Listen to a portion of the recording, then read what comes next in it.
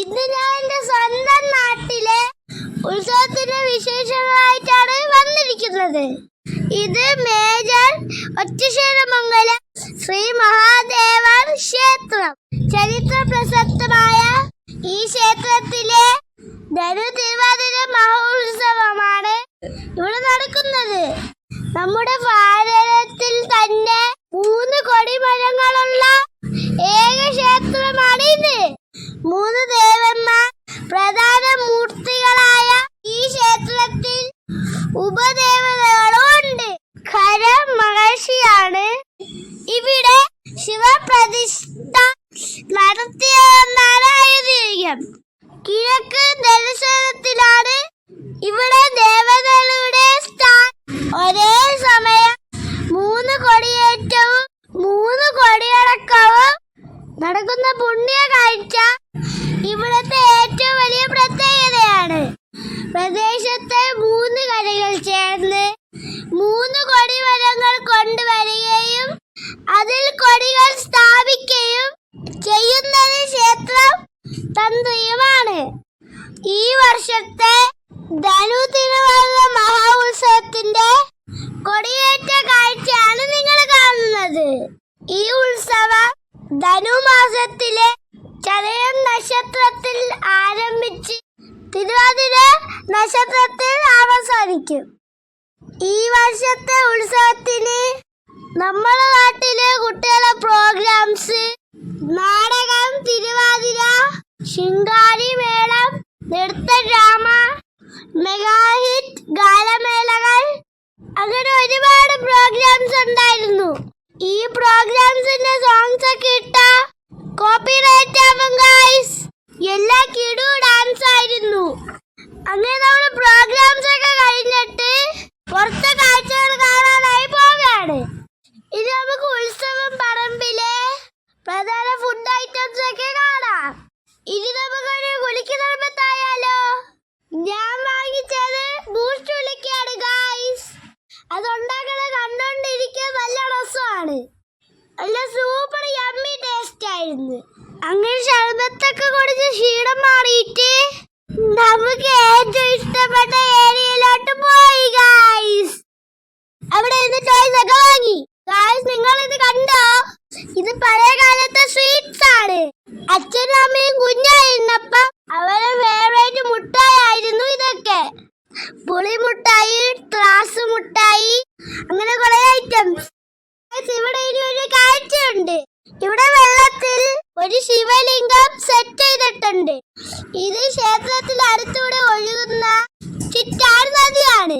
Guys, ഞാൻ ഓരോരോ കഥ കാണുമ്പോൾ സ്റ്റോപ്പ് ആവും.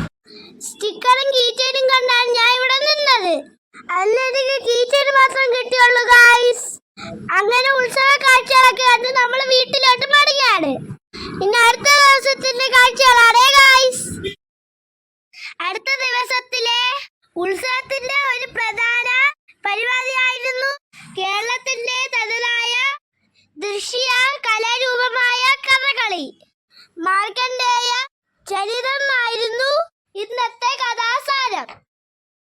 അടുത്തത് ശ്രീഭൂതബലി എഴുന്നള്ളത്താണ്. ക്ഷേത്രത്തിലെ മുഖ്യ ദേവത തന്റെ ഭൂതഗണങ്ങൾക്ക് നിവേദനം നൽകുന്നത് നേരിൽ കാണാൻ പുറത്തിറങ്ങുന്ന ചടങ്ങാണ് ശ്രീവേലി അഥവാ ശ്രീഭൂതബലി എഴുന്നള്ളത്ത്. ഇവിടെ 3 ദേവന്മാരും തങ്ങളുടെ ഭൂതഗണങ്ങൾക്ക് നിവേദ്യം നൽകുന്നത് നേരിൽ കാണാൻ ആനപ്പുറത്ത് എഴുന്നള്ളുകയാണ്. നമ്മൾ എഴുന്നള്ളത്ത് കണ്ടിട്ട് പുറത്തേക്ക് ഇറങ്ങി ഗായ്സ്. എന്റെ മുഖം കണ്ടപ്പോ നിങ്ങൾക്ക് മനസ്സിലായില്ലേ ഞാൻ ടോയ്ക്ക് വേണ്ടിയുള്ള പിണക്കത്തിലാണെന്ന്? ഞാൻ ഉത്സവത്തിൽ വന്നത് ഇതിന് വേണ്ടിയാണ് ഗായ്സ്. എന്റെ മുഖത്തിലെ ദയനീയത നിങ്ങൾ കണ്ടോ? അങ്ങനെ പിണങ്ങി ഒരു ടോയ് കിട്ടിയേ. ഇന്നും ഞാൻ ബൂസ്റ്റ് കുടിക്കാണ് കുടിച്ചത്. അതെന്റെ ഫേവറേറ്റ് ആയി ഗായ്സ്. നല്ല മധുരമാണ്, പുളിപ്പൊന്നുമില്ല. അതാണ് ഞാൻ വീണ്ടും അത് വാങ്ങിച്ചത്. ഇറ്റുനാണ് പേരയ്ക്ക് കുലുക്കി കിടക്കണേ. കുടിച്ചിട്ട് അവന് അത്രയ്ക്ക് ഇഷ്ടപ്പെട്ടില്ല. അങ്ങനെ കുലുക്കി സർബത്തും പാനിപൂരിയൊക്കെ കഴിച്ച് നമ്മുടെ വീട്ടിലോട്ട് പോവുകയാണ്. കണ്ടോ ഗൈസ്, ഇവിടെ എത്ര പോലീസ് ജീപ്പാണെന്ന്. ഇന്നത്തെ ഉത്സവ ദിവസം അടിപൊളിയായിരുന്നു. ഗായ്സ്, അടുത്ത് ഞാൻ കണ്ട വെറൈറ്റി കലാരൂപമാണിത്. ഇതിന്റെ പേര് തീക്കുട്ടി തെയ്യം. ഉത്തര കേരളത്തിൽ കെട്ടിയാടുന്ന ഒരു തെയ്യമാണ് കുട്ടിച്ചാത്തൻ. രാവണ കുടുംബക്കാർ ആരാധിച്ചു പോരുന്ന ഒരു മന്ത്രമൂർത്തിയാണ് ഇത്. ശിവനും പാർവതിയും വള്ളുവനും വള്ളുവത്തിയായപ്പോൾ അവർക്കുണ്ടായിരുന്ന മകനാണ് കുട്ടിച്ചാത്തൻ എന്നാണ് ഐതിഹ്യം. ആളിപ്പടരുന്ന 16 തീപ്പന്തങ്ങൾ അരയിൽ ചുറ്റി ഏറെക്കുറെ ആപത്കരവും വന്യമായ താണ്ഡവങ്ങളാണ് തീക്കുട്ടിച്ചാത്തന്മാർ ആടിത്തീർക്കുന്നത്. ഒപ്പം പ്ലാവിന്റെ വിറകുകൾ കത്തിച്ചൊരുക്കിയ പ്രതലത്തിലൂടെ കടലിൽ നൃത്തങ്ങളും ചെയ്യുന്നതാണ് ഈ കലാരൂപങ്ങൾ. അടുത്തത് ഉത്സവത്തിന്റെ അവസാനത്തെ ദിവസമായ ആറാട്ട് ദിവസമാണ്. കുലവന കലയുടെ ഡെക്കറേഷൻസ് ആണ്. നല്ല ഭംഗിയുണ്ടല്ലേ? ഇതുവഴി മണ്ടത്തങ്കടവ് കുന്നിൽ ക്ഷേത്രത്തിൽ എത്തിയിട്ട് മകനെയും കണ്ടിട്ട് ഇതുവഴി തിരികെ പോകും. ക്ഷേത്ര ആറാട്ട് കടവിലോട്ട് പോയിരിക്കാണ് ഗായ്സ്. ഇവിടെ കാലമേലേക്ക് നടക്കാണ്. നമ്മൾ ക്ഷേത്രം കാണാൻ ഒരു ഷോപ്പിന്റെ മുകളിലത്തെ നിലയിൽ സ്ഥാനം പിടിച്ചു. ക്ഷേത്രം എത്താറായി ഗായ്സ്. തിരക്ക് കൂടി വരുന്നുണ്ട്. പിന്നെ പടക്കം വയ്ക്കാനും തുടങ്ങി. അങ്ങനെ വാദ്യ മേളങ്ങളുടെ അകമ്പടിയോടെ ആരാട്ട് ക്ഷേത്രം എത്തിച്ചേർന്നു. എഴുന്നള്ളത്തിന് 3 ആനകളുണ്ട്. ക്ഷേത്രം എത്തിച്ചേർന്നതും ആകാശം വിസ്മയം തുടങ്ങി ഗായ്സ്. ഒരുപാട് സമയത്തെ വണ്ണക്കാറ്റായിരുന്നു ഇത്.